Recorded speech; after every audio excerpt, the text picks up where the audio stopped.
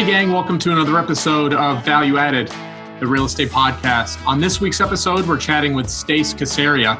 Stace is the founder of Trust Deep. They are a Massachusetts-based branding consultancy. In addition to branding, they also do product and service naming, logo and website design, brand implementation and management, website and social media content, and leadership and employee consulting. So without further ado, let's get on with the show. Welcome to Value Added, the real estate podcast where we speak with the brightest minds in the world of real estate who provide, create, and realize value in an ever-changing market. And now your host, Nick Walters.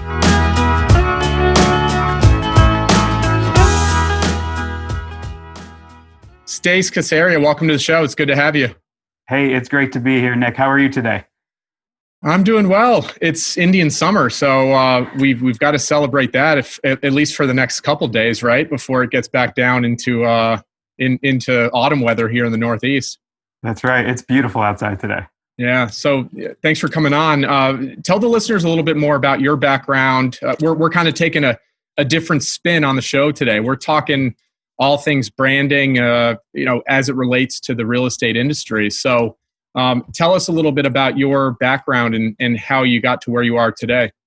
Sure. So, like you said, I'm a branding professional by career. I've worked in advertising about 20 years. I first started my first paid writing job was at Mad Magazine a long time ago. But along the way, I've worked in advertising for clients like Delta Airlines, Panasonic, Bose, Realty Mogul, Vail Resorts, Mrs. Fields.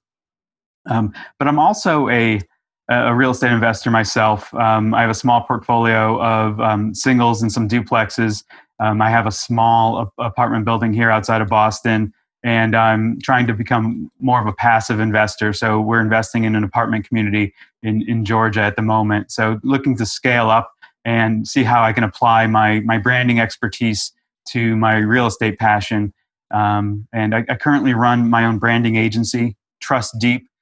We help business leaders, entrepreneurs like syndicators and other real estate professionals really understand their mission, how to connect with their target customer, and ultimately how to be more successful at what they do. So how did you get into investing in real estate from the beginning? Sure. So my mother encouraged me and my brother to purchase an investment property. She had been buying properties in the 90s. I got out of graduate school in 97, and I bought my first investment property that year.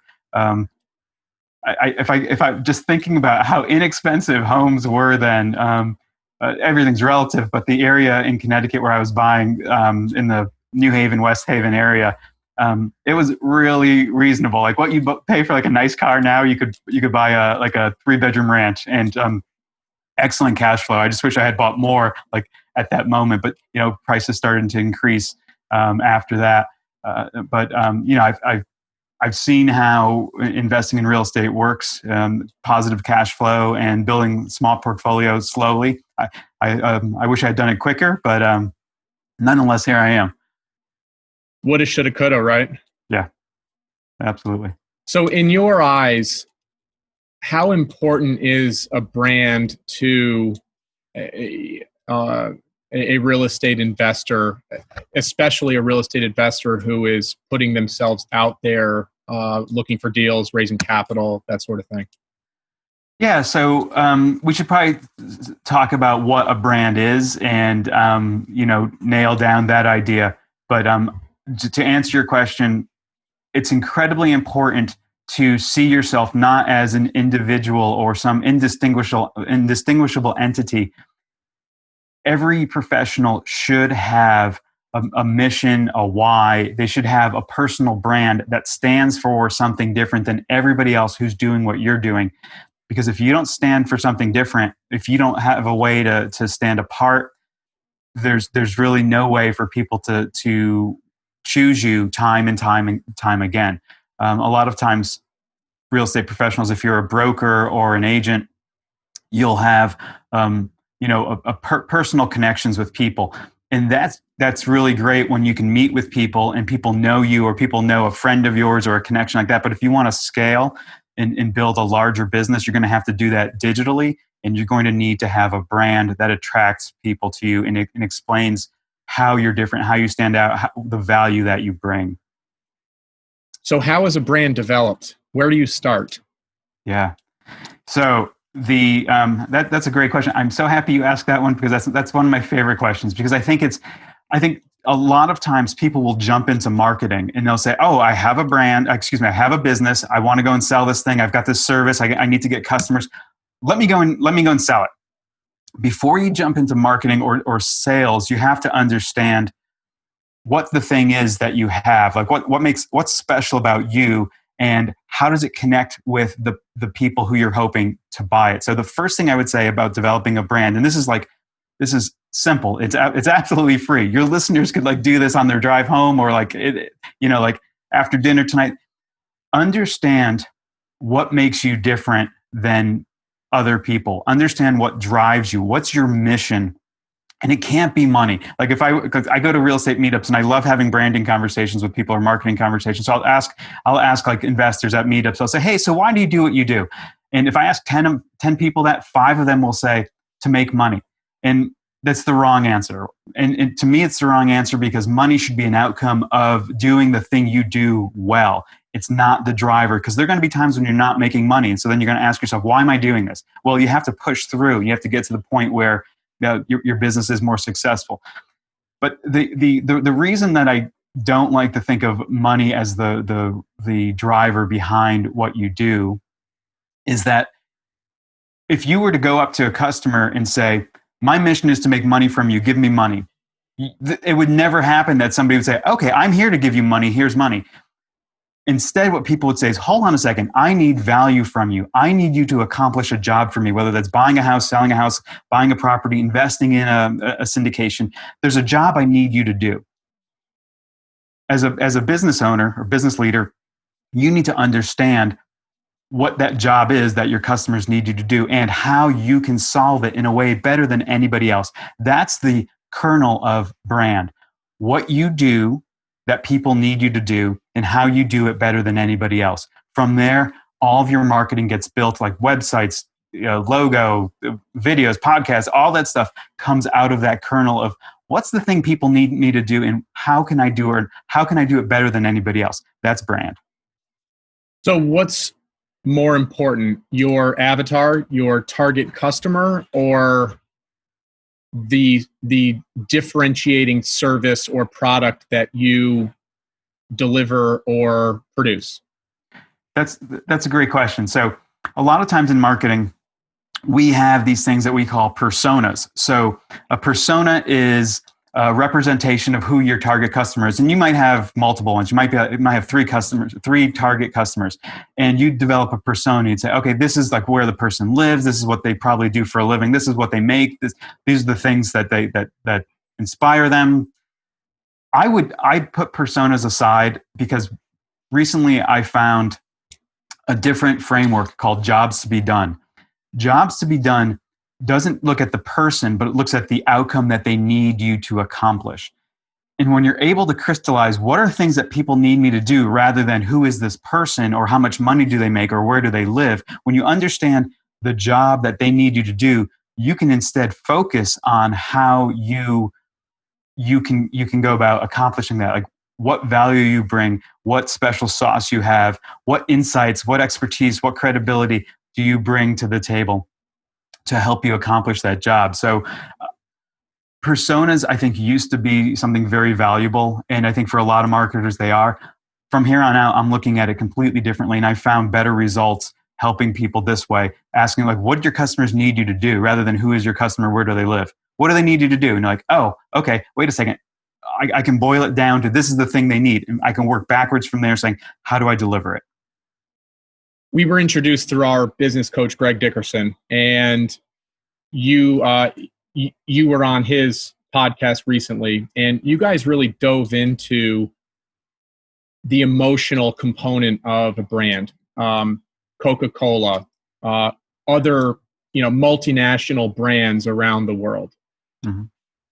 in the real estate industry, how important is it to tie emotion into your brand as you're getting your brand out there and trying to capture more and more customers or investors or other people that you want to bring into your circle? Well, here's where our conversation gets a little bit scientific. So we tend to think that there are decisions that we make rationally, and we tend to think there are decisions we make emotionally. The truth is, every decision is made emotionally, and it's not my opinion, it's science, because the part of the brain where decisions are made is also the emotional center of your being. So it's the limbic system. That part of the brain is like from an evolutionary standpoint, is one of the oldest parts of your brain, and it doesn't react to words. It reacts to feelings, and it reacts to actions. So when we talk about making a rational decision, like, oh, the numbers added up, so I'm going to do that purchase or whatever it is, it doesn't work that way. Our brains, before we can make a decision, have to have a certain feeling. We have to feel comfortable. We have to feel like we have confidence. We have to feel like this is going to work for us. But it's not rational. Like the rational part comes in after to confirm the decision once we've already made it. But for real estate professionals, you don't have to be Coca-Cola, and it's really probably, it's better if you don't think of yourself as having to live up to a brand like that. What you need to do to become a brand, to become a successful brand, is to generate connections with people. I like to think of these connections as like little strands, like pieces of string, and you have enough of those together, and you have trust. Those things pull people toward you. Once you have like this rope of trust, you make tighter connections. That's how we choose to purchase things. That's how we choose to invest our money in situations where we trust that the outcome is going to be good for us. We have a good feeling. Like you've probably gone through this yourself, where somebody could lay out all the facts on something, and you're like looking at it and like, on paper this thing makes sense, but like I just don't feel right about it. And that's like us understanding that it's like a gut level feeling that we have to have about the purchase, not whether the numbers make sense. So anybody who's ever bought a car, like the numbers don't necessarily need to make sense. I mean, like when you go in there, like you're not buying the least expensive car. You're not buying the thing that's transportation. You're buying the thing that makes you feel good or makes you feel like your family is going to be safe. Yeah, that's such a good point. Let's go back to the trust factor. When you're a sponsor raising capital in any industry, but specifically the real estate industry, building that trust fairly quickly to a lot of folks who may not know you, but may know a mutual friend, they have to gain trust in you in a fairly quick amount of time, mm-hmm. whether they're going to invest a significant amount of money into what you're presenting or not. How does somebody build that trust, in a very quick amount of time? Sure. So, trust, you can't ask anyone to trust you. You can't force anyone to trust you, but you can change your actions to become more trustworthy, or you can communicate in a way that you come across as being trustable. We see 4 components to trust: credibility, track record, empathy, or your ability to display empathy, and your alignment of interests. 3 of those can happen really quickly. One of them, track record, which is your reputation, takes a long time to develop. So track record is your ability to produce consistent outcomes time and time and time again. That can only happen through the course of time. You can, however, use, let's say, testimonials or referrals from people who have experienced good outcomes with you. You can use that to help you build your track record more quickly. But for someone to actually feel it themselves will take time. The first part of that, we call it the trust dynamic, and there are 4 components. Credibility can happen instantly. And so credibility is a number of things. It's your knowledge on a topic. It's your ability to do a job well. It's your integrity, it's your actions. Those things can happen instantly. So if I'm meeting somebody for the first time, or in this case, during the age of COVID, where we're meeting people virtually, when I talk to you, am I credible? Do I sound like I know what I'm talking about when I'm talking about a deal? Am I saying things that might sound impossible to achieve? That's credibility. You can build or destroy credibility instantly.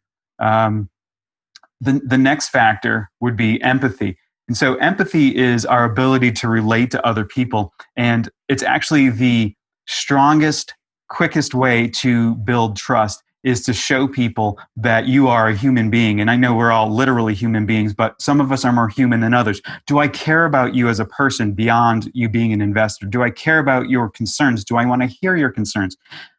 Just by listening to you, I can create empathy. And so often I hear that people think empathy is a soft skill, or it's like a nice to have. It's something that doesn't really factor into business, and it absolutely has to.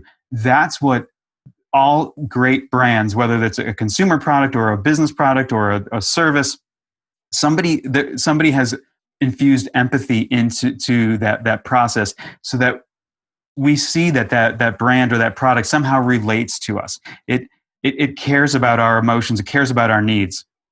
Absolutely, this is the strongest way to build connections with people is empathy, and the quickest way to build empathy is just to listen to people. And how much? I'm sorry. I want to ask how much more important it is to listen to somebody rather than just talking. It's so important, and you're nailing down that point right now. It's so important to listen to what people's problems are, needs are, and then you are the expert that's going to provide a solution to that problem, right? Absolutely. Before you even get to providing a solution, though, so let's think about what listening does. So I don't necessarily need to agree with somebody to listen. The fact that I'm listening doesn't mean that let's say somebody's saying, I need, 15% return from this investment, or else I'm not going to invest with you, and I'm listening to that person. It doesn't mean I necessarily agree with that person. But what I've done is validated their concerns, and I've validated them as a person. And we sometimes underestimate how important that is, especially today. Our lives get more and more challenging. We're separated, by technology now. I mean, we can't give our friends a handshake or a hug or anything. It's so much more important now to validate other people's concerns and to hear them.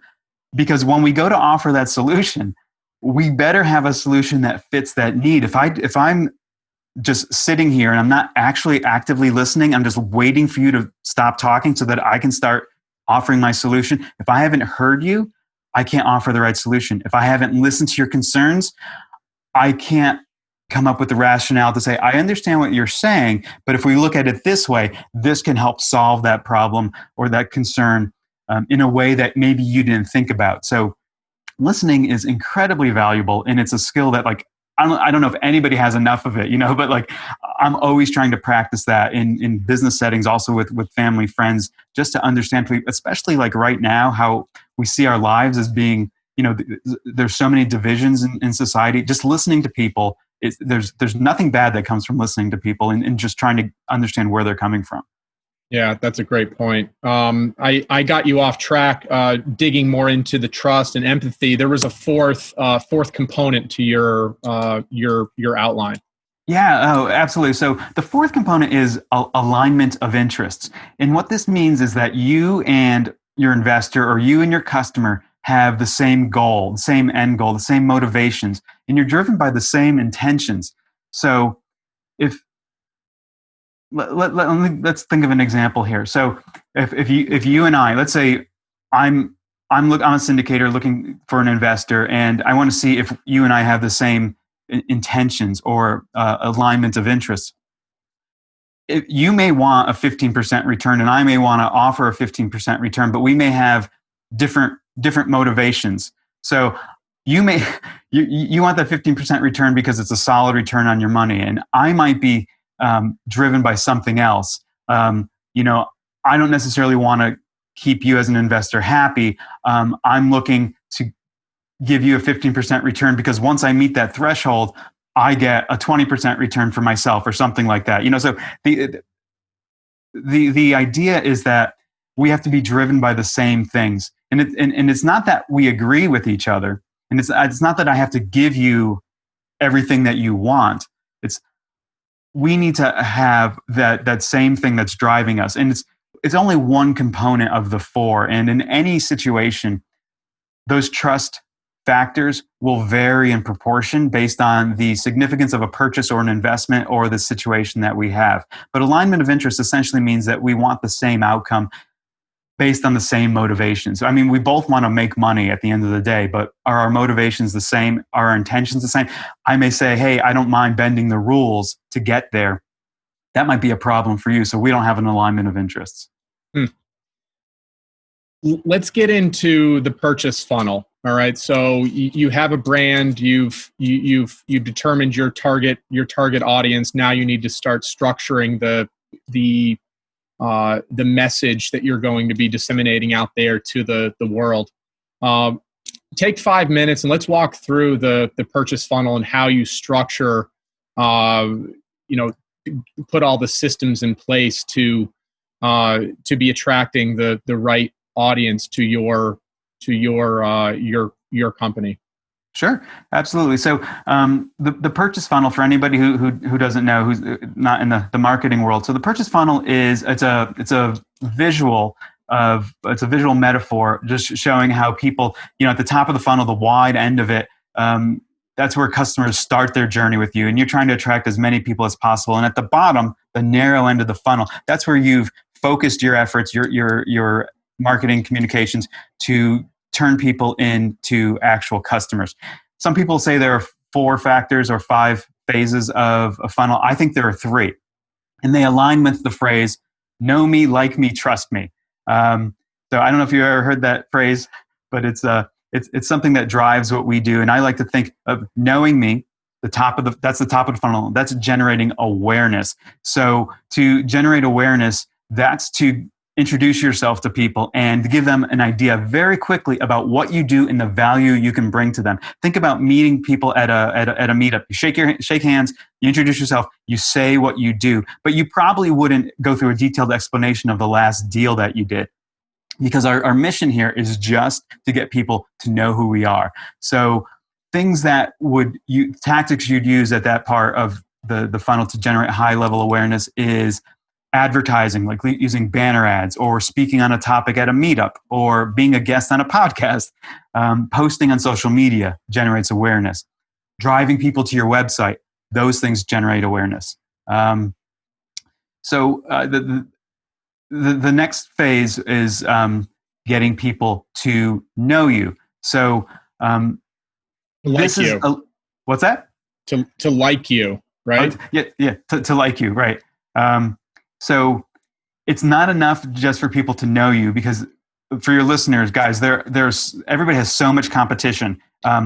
If it was just enough to like put your name out there, I mean, we'd all be fantastically successful. But like you walk into the supermarket, or like even if you just want to, like you see all the choices on the shelf, if you want to invest in a syndication, there aren't like 1 or 2 or 10 people who are doing this. There's so many people. You really need to stand out. So once people know who you are, they need to get to like you. And so that would be articles that you might write, or a video that you post, comments that you make on someone else's social media feed. Because what you're trying to do is get people to know a little bit more about you. If we think about how we come to like people in real life outside of business, it's because we have things in common. It might be values, interests, goals. Those are the things that you have to share with people. And that's going to come across, like I said, through an article or a video that you might post, or, being interviewed in a local paper. People are going to get to understand a little bit more about you and say, oh, it's not just he's interested in real estate or good returns in real estate. Nick, for instance, sells real estate in this part of New York. We have that in common. He wants to improve this zip code, or whatever it might be. We have a common goal. Yeah, that second part is so important, liking somebody. Everybody wants to do business with people they like, right? Mm-hmm. you know, I've been married for a little while now, and I have two young kids, and my wife still doesn't understand the concept of business golf. You play golf, and that is probably the only time that you're able to spend 4 hours with somebody influential, or a source of business, or somebody who can introduce you to other folks in their Rolodex. And it also doesn't hurt if you are a good golfer. It just makes you even more credible on the golf course, which hopefully will translate into being an industry authority, or somebody that this person or people in their network want to do business with. But ask yourself, like, so what are you doing during? So you're physically playing golf. That's right. But what are you doing? And let's see how we can extrapolate that and allow people to use it for themselves on their website. So what are you doing during golf? I mean, put the act of golf aside, but tell me about what's going on. Well, like I said, is there any other time where you can get 3 other guys or gals together and have 4 hours together talking about, whatever it is? I mean, would you ever schedule a 4-hour lunch or a 4-hour business meeting? I mean, you can talk about anything from just shooting the breeze and talking about your kids, or what your other interests are, or, how I just 3-putted from 4 feet. It's just that process of getting to know somebody, but also you have 4 hours where you're probably going to, at the end of that round of golf, you're probably going to either like this person or dislike them, right? See, what's happening is when you're having those conversations, so your mission, your values, your goals, all those things are coming through, but you don't have to say, hey, my values are X, Y, and Z. It comes across in the way you talk. Exactly. Or the things you talk about. Or if you're cheating on the golf course or not, right? That's right. Yeah. Anyway, I went off on a tangent, but that is such a prime example for, I don't play a lot of golf, but when I do, there's, it's most likely some sort of business component. I'm playing with a client of mine, or a good friend of mine is playing with invited me to play with a potential client. It's just a very good way to spend a lot of time with somebody that could affect your life, or you can affect their lives. Right.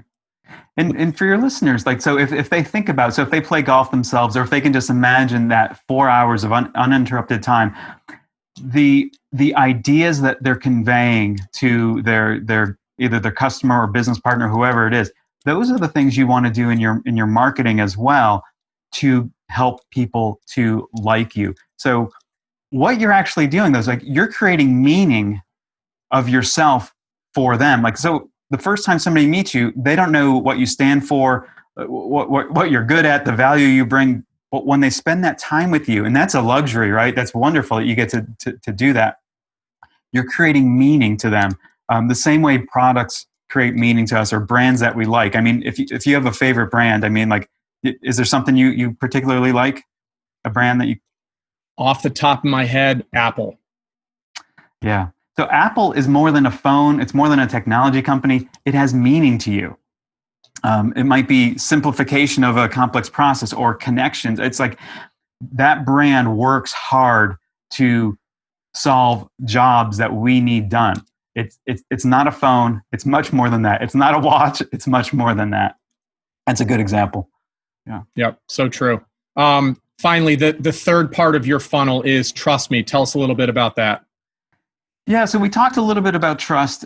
Trust is when we've taken somebody from knowing us, they know that we exist, to liking us where they may have made a purchase, to becoming an advocate for us, not just buying from us once or investing with us once, but being a repeat customer again and again. But the real magic of trust comes from advocacy, when people will willingly talk about your business to other people. It's like It's like you're not running any marketing or ad campaign right now, but like you have some people speaking on your behalf, and that's incredibly valuable. Trust removes this thing called decision friction, and decision friction is the like imperceptible hesitations we have whenever we're about to make a decision, whether it's a small thing or not. It happens hundreds of times a day as we decide things. Decision friction. Trust eliminates that. Trust allows us to have like a pattern, lets our brains create a pattern so that we don't have to make that decision again and again. We know we trust Apple. We buy Apple products. We know we like Starbucks. That's where we go. We know we trust Chevy. That's the vehicle we buy. Whatever it might be, it creates deep loyalty. Trust is the most valuable thing a business can offer its customers. And there's also several instances that you've already established trust with, an investor of yours who is introducing, other investors to a project. There's been several stories where you're trying to raise money and, somebody finds out that one of their good friends is investing, and without knowing the sponsor, they're going to invest in your project because, Joe Smith, their good friend is investing in the project. Right. That happens all the time. And yes, they're probably going to do their due diligence but they are, I would say at the end of the day, somebody is investing in the jockey, not the horse. Yes, the deal has to be good. Yes, the deal has to make sense with their investment criteria and where they deploy capital. But at the end of the day, you're investing in the sponsor, that sponsor that has a proven track record, that sponsor that acts with integrity, and also that has the deal flow, that they're getting first look on a lot of these projects, right? Right. I'm glad you said that, the jockey, not the horse, because no matter what the product or service is, ultimately we're believing in people, or we want to believe in people. That's who we spend our money with, or our time, or our effort. The people. That's what we're sinking it into, not the horse, as you said. That's a great analogy. So when we can borrow trust from other people, like when my friends invested, so my friend trusts X, so I decide to trust X, whatever that investment might be, that's incredibly valuable. If you don't have that though, testimonials or sharing recommendations or referrals from others is helpful. It can help you get there. Like on your LinkedIn, I bet if I went to your LinkedIn right now, I would see referrals from other people or referrals that you've left for other people. That shows me that, so I might not know those people directly, but it shows me that you know people, and people tend not to extend themselves for people that they don't trust. Like nobody would have put that testimonial there for you if they didn't believe in you, or if they thought you were someone without integrity, because they don't want to be associated with that. But testimonials are a good way to help build trust. The same way your friend's recommendation can help you build that trust. Yeah, so true.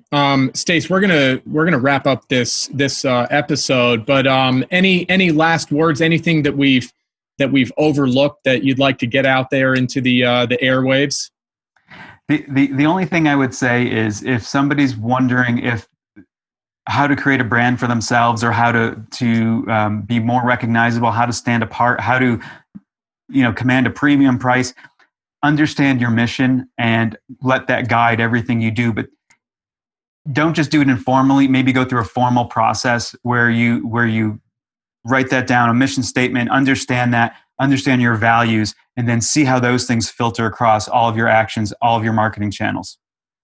Great. Stace, this was really good stuff. We can talk hours and hours on branding and advertising and marketing, but we're going to segue into the hard-hitting questions. These are the questions that I ask every one of our listeners, or guests rather. The first question I always ask is, what is your why? And that is, what is your why with Stace Caseria? Not necessarily Trust Deep, but what gets you up in the morning? All right. So the thing this sounds, I don't know how it sounds. I'll just put it out there. I love humanity. I love connections between people. I love finding out about people, and I love building closer relationships with people. It's why I do the thing I do professionally, but I find myself drawn to understanding people and trying to, I think I can make the world a little bit better by tightening up relationships that I have with people, even meeting strangers and forming a relationship there. I think there's like this positive energy that happens when we're able to do that. And it happens in my personal life, and I translate it into my business as well. Yeah, I'm very similar myself. I mean, the reason why I started this podcast back on May 1st was because I wasn't able to have lunches and coffees and happy hour drinks with clients and future clients of mine. So this was my outlet to human interaction during the very tough times of quarantine. Right. Mm-hmm. Congratulations on 6 months. Yeah. Yeah, that's right. Next question is there a book or any other piece of media that you've read or consumed recently that has provided significant value to your life or your career? Yeah, there's a book called Further, Faster by Bill Flynn, and it talks about how to pick the right places to put your effort so that you can move ahead, like the title says, further, faster. It's just incredibly insightful, and it gives you just tactical things that you can do. I mean, it's not theoretical. It's like, I put this into action today, I go and do it, I can see results. Yeah, that's great. Knowing what you know now, what would be the biggest, most important piece of advice that you would tell your 21, 22-year-old college graduate self? Yeah. Take more risks. I think I played my life way too conservatively. I would have taken more risks. That includes buying more real estate early on, but I would have just swung for the fence more often than trying to get on base. Stace, how can our listeners get a hold of you, learn a little bit about you and also your company, Trust Deep? So the best way to reach us is through our website, which is trustdeepagency.com. So there are resources there, podcasts, videos, blogs for real estate's other entrepreneurs. You can also schedule a consultation with us. I love talking to people, love meeting people. If anybody has a marketing question, branding question, schedule a consultation. Just click the button. You book 15 minutes. We'll talk about your challenges. I'll listen to all. It is not a sales pitch. It is completely straight up me listening and offering advice to you. So I have to ask you, what is the story behind Trust Deep and your brand? How'd you come up with that? Yeah, so I see 3 basic levels to relationships.